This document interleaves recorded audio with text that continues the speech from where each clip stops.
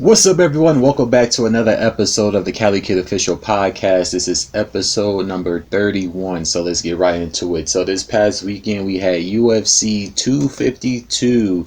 It was a pretty eventful affair. We had a couple of rough battles, so let's get right into it. So we had Santos versus Rosenstruck. This was a pretty interesting fight. I did say in the last podcast that I believe that Rosenstruck would rise to the occasion and get back on the winning side of things, and he did, and he pretty much knocked out Santos. He caught Santos with a couple of hits. Santos started to wobble, and then he went in for the kill, and he actually dropped him. I believe it was twice. Yeah. In the second round, he dropped him a couple of times, and then he ended up winning at 3 minutes and 47 seconds in round number 2 by TKO. So that was a pretty interesting fight. They asked him after what was his next move. Did he want to go against Ngannou again? He said that he actually wants to fight for the belt. So whatever happens between miocic and Ngannou, I believe they're going to fight again or fight for the belt next. And then whoever wins out of that is probably going to be who Rosenstruck is going to fight, because he said he only want to rematch Ngannou if he has the belt. So we're just going to have to see with that. And then the next fight we had Sean O'Malley versus Vera. This was a pretty interesting fight. O'Malley, for the most part, was pretty much cruising in the first round, and then at some point a lingering injury reappeared, and his ankle buckled and he collapsed to the floor, and Vera went in for the kill on this, and he pretty much won. That was kind of crazy. So when he slipped to the floor, Vera went in, he landed 3 elbows, and that pretty much ended the whole thing. So that was kind of crazy. So Vera ended up winning by TKO at 4 minutes and 40 seconds in round number 1. So this was pretty much near the end of the first round. So if he would have held out for a little longer, maybe he could catch his win or whatever. But then again, with that type of injury, he probably would have succumbed to losing to Vera eventually, because they said that it was a lingering injury. And some analysts were like, if he had this injury and he knew he had this injury going into the fight, why did he risk re-injuring it in his fight? But you never know. You can think an injury is gone and then it comes back on you. So that was crazy. And then we get to the main event, the trilogy bout between miocic and Cormier, and it was just as good as the first two. So the first round, miocic was outstriking DC, and then at some point in the fight, DC managed to get like a chokehold on him, and towards the end of the round, DC hit him with some shots which buckled him, and I believe if the cage wasn't there to catch his fall, he would have went to the ground. So the first round I gave to DC. Then the second round, miocic catches DC and pretty much almost got him out of there, but he ended up surviving to the end of the second round. So I gave that one to miocic, even though the strike output was increased by DC in this round. I gave it to miocic in the second. So going into the third, I had it 1-1. And then in the third round, miocic, he became more aggressive.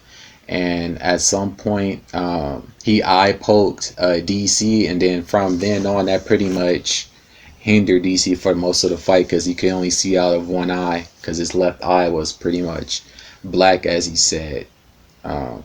And when he ended up going to the hospital, they say he had a scarred cornea. So that must was crazy. But round 4, the striking was pretty even. Round 4 was a round where it could have went either way. I had it as a tie. And then we go into round 5.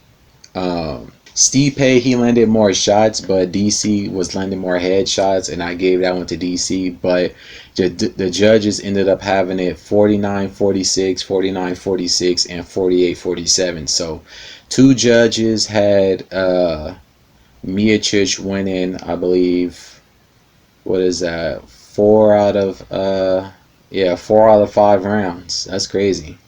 So they gave him every round except for one, and then you had one judge scored 3-2, which I would have believed that's more closer to how it actually was, because the fight was a lot closer than that. But of course, it is what it is. Miocic retained his heavyweight belt.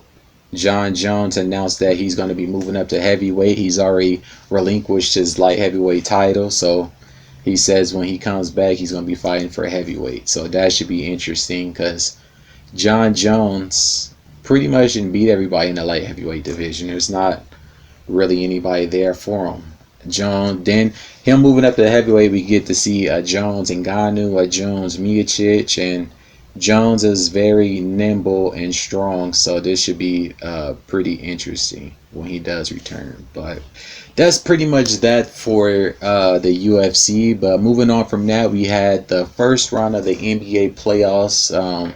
Several of the teams have already taken leads within their respective battles. So we get Miami leading against the Pacers 2-0. Houston is leading 2-0 over OKC. I believe those two might possibly be sweeps. The Orlando and Milwaukee series is tied, which is crazy because Orlando is a 7th seed. Maybe they tapped into some of that Orlando magic, seeing as how the playoffs is being played in Orlando and at Disneyland at that. So, and then the Portland series is now tied. The Lakers dominated in Game 2, winning by a score of 111-88. So, and then also Lillard got hurt in his game with a dislocated finger. So it's looking as though Portland might be running out of gas, and I see the Lakers winning this series probably in 5 or 6 games, because the first game was close, and then the second game they just blew it open. At one point they were up by as many as 30 points. So that's gonna be that's crazy. And then you also have to look at it like this: Portland has played the most out of everybody, so they're tired. So, which I thought sooner or later that was going to take effect. But yeah, I see the Lakers eventually winning that series. Toronto looking like they about to sweep pretty much. They lead their series 3-0 over Brooklyn. And then Denver, they took a 2-1 lead on the back of their star player Mike Conley returning. And they pretty much blew Denver out. Or should I say they blew out the Denver Nuggets 124-87, which that's crazy. So yeah, that's crazy. Almost 40 points. Yeah, so and then you should have seen the looks on all the players' faces. Like they got their asses handed to them. The Sixers had the same look because Boston is giving them all they can handle. And as of this podcast, which you guys are going to be seeing this on Saturday, but on Friday they're playing right now, and it looked like the game was pretty close. So we'll just have to see who wins out of that. But I believe Boston's going to win that series. Then we get Dallas versus the Clippers. And in reality, Dallas should be up 2-0. The Clippers pretty much got saved in the first game on a bogus ejection call, when in reality, Porzingis blocked the player. He didn't foul him, and he voices his pleasure over that. And many players felt the same way. LeBron, a couple of other players were like, there's no way that was a foul. I think Nowitzki said the same thing, Dirk Nowitzki. But I see Dallas winning that series. It's tied now. This one might go to 6 games. 6 games at the most, I believe. It could be a 5-6 as well, but I think at most it's going to go to 6 games. But moving on from that into the NBA draft lottery. So the next round of picks for the draft have been decided, and the Minnesota Timberwolves were lucky number 1. So they had their choice of picks. You have Georgia's Anthony Edwards. Of course, you got LaMelo Ball, who I believe is the best player in the draft. They can go after a center. But picks is as follows. Number 1, the Timberwolves get number 1. The Warriors get 2. The Hornets get 3. The Bulls get 4. Cavs 5. Hawks 6, Pistons 7, Knicks 8. The funny thing about this is a lot of people was roasting the Knicks because they got the 8th pick, and you know their franchise is going to continue to be trash. So a lot of players were cracking jokes at them.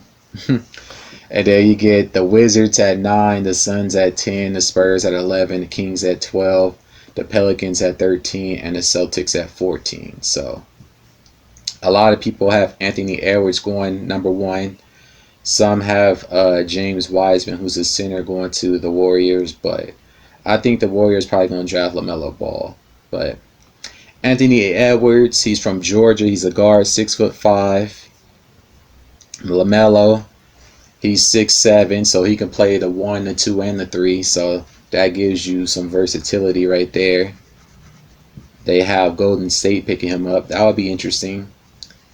You know, Steph Curry, LaMelo, Klay Thompson, Draymond Green, and whoever else they got.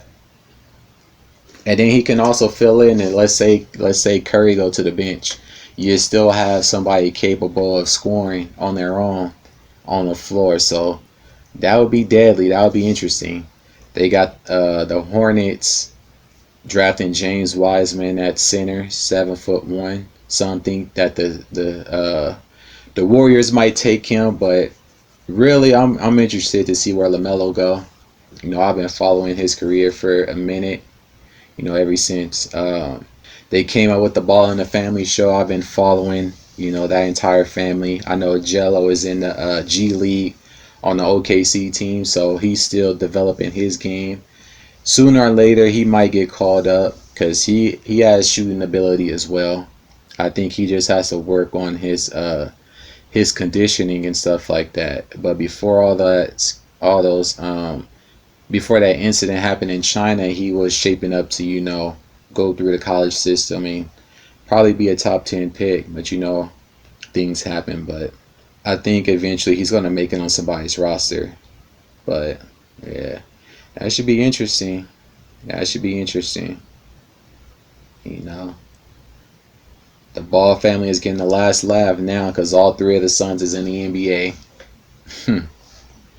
All 3 of them are in the NBA.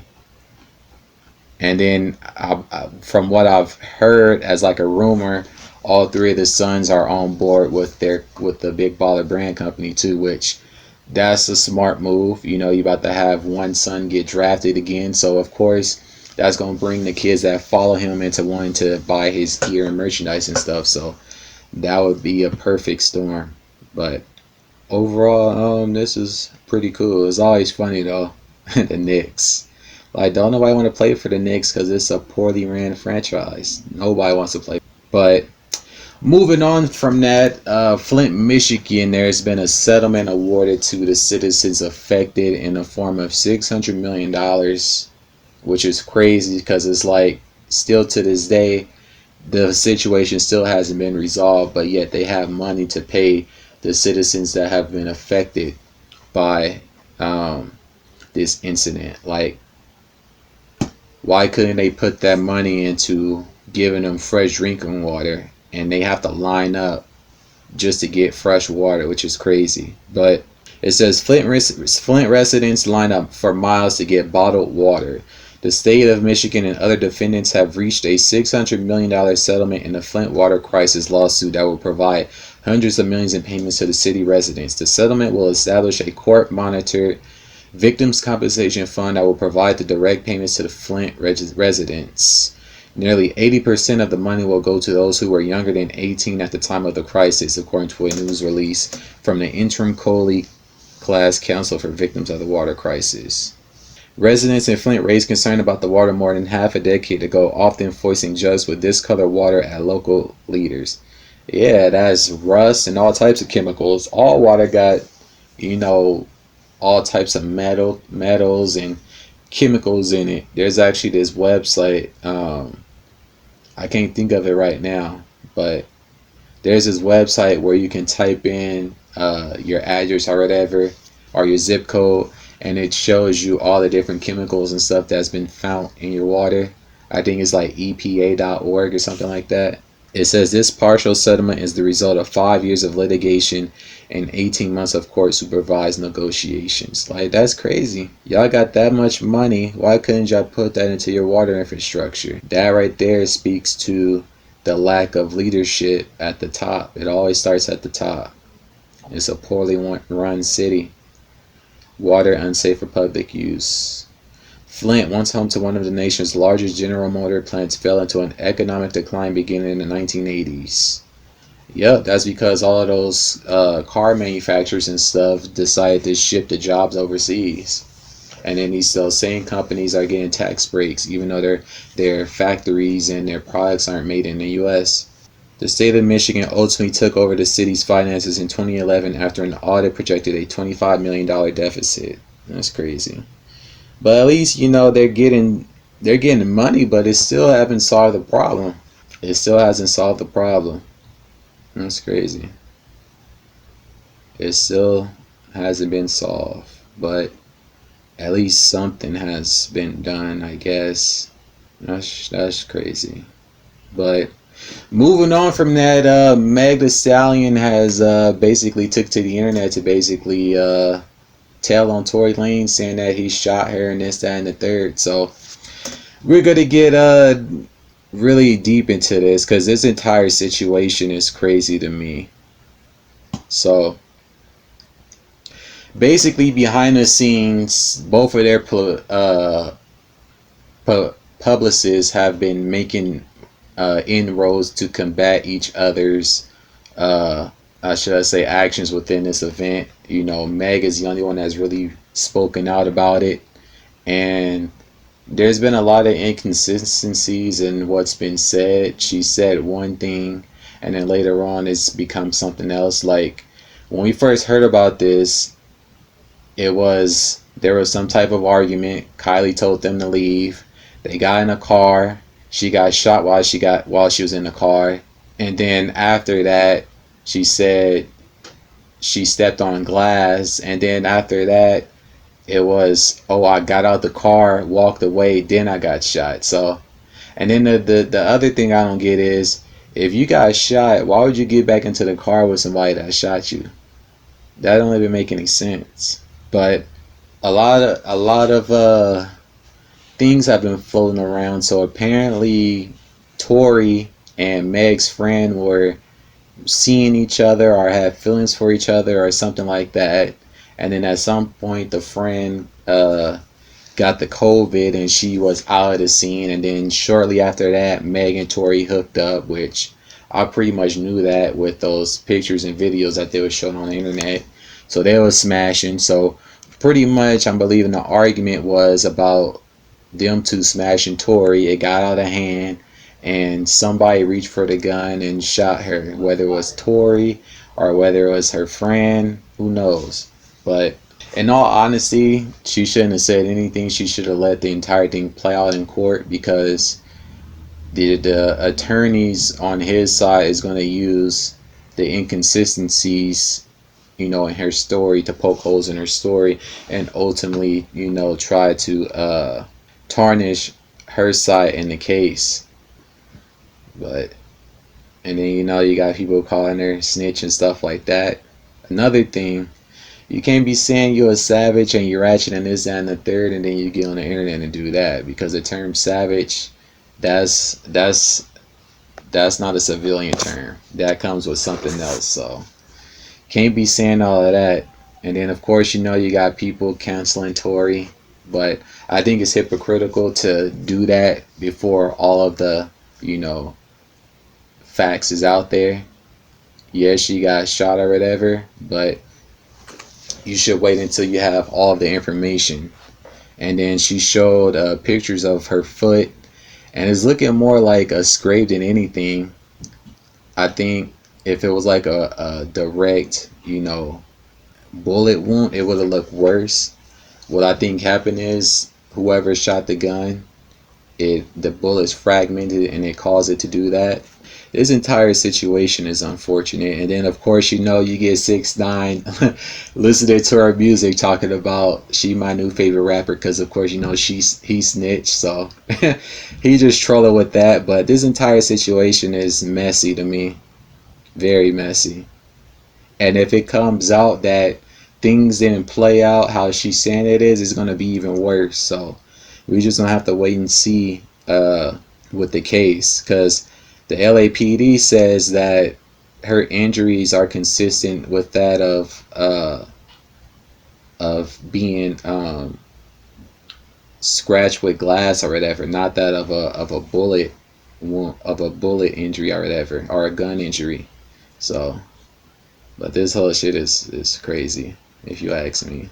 But moving on from that into NBA YoungBoy and Fredo Bang. So apparently they have some type of tension between the two. Um, so apparently Fredo is scheduled to release a project, and NBA is releasing a project on the same time. So I guess he took issue with that. But they have a history with one another. Apparently Fredo and NBA's exes have been in situations with one another, so you know there's always been a back and forth between the two. So Fredo put on Instagram, guess me and my son dropping together, and I guess NBA saw that, and this is what he had to say. Yeah, I could double back. I could fuck any bitch. Nigga gonna try to double back and fuck the bitch. I could fuck your mama. You gonna try to fuck your mama. You a bitch. You a pure bitch. Hey, you a bum, you bitch ass nigga. Go dig all 3 of your brothers up with your scary ass. You a bitch. Stop running from me. I ain't in no competition with you. Stop writing me. You a hoe. That shit crazy. You talking greasy. Yeah, that shit crazy.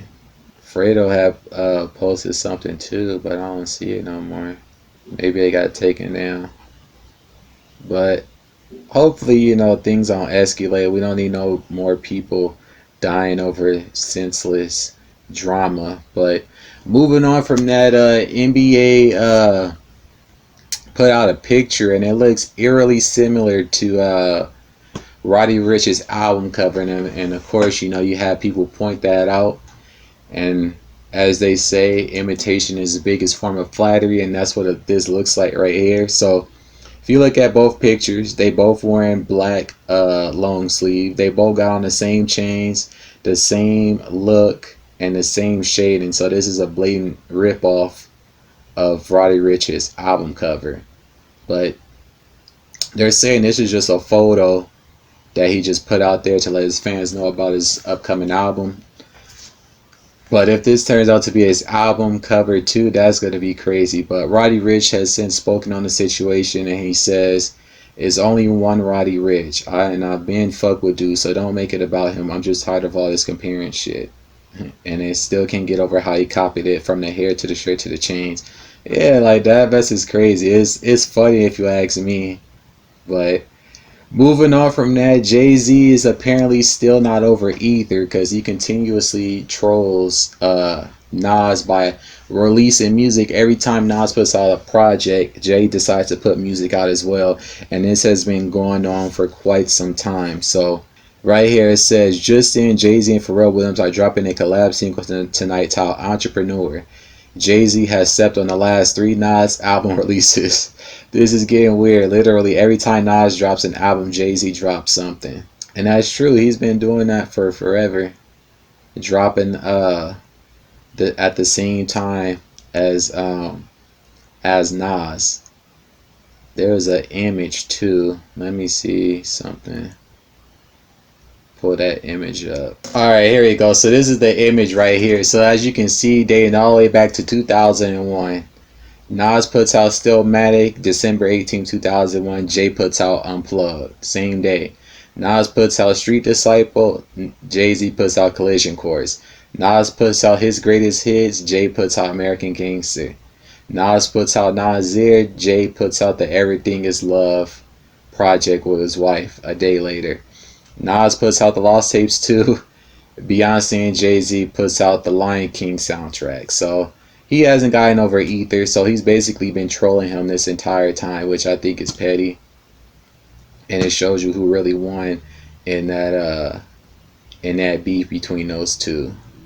But moving on from that, apparently Kodak has been a big influence, even still in prison. So Cardi and Meg have both stolen things starting by him, and fans have brought this up. So Cardi came with a new hit song called "Walk with Meg," and Kodak basically came up with this acronym first in a previous record, as you can see right here. So it says, Cardi B and Meg Thee Stallion owe a lot to Kodak Black. Cardi's breakout hit Bodak Yellow was a remix of Kodak Track, which it was. That's still today her biggest record. And then her second biggest record, this WAP, is pretty much owed to Kodak as well. So they need to be cutting him some type of check. And then it also says, Meg's Let Me Drive the Boat catchphrase was also a Kodakism. So this is from one of his songs. It says, my name is Kodak, but you know that already. I don't want the WAP, baby. I just want the Fetty. So that's basically where that term comes from. And he was also playing off of Fetty Wap's name as well. But it still shows you that, once again, she's borrowing from Kodak.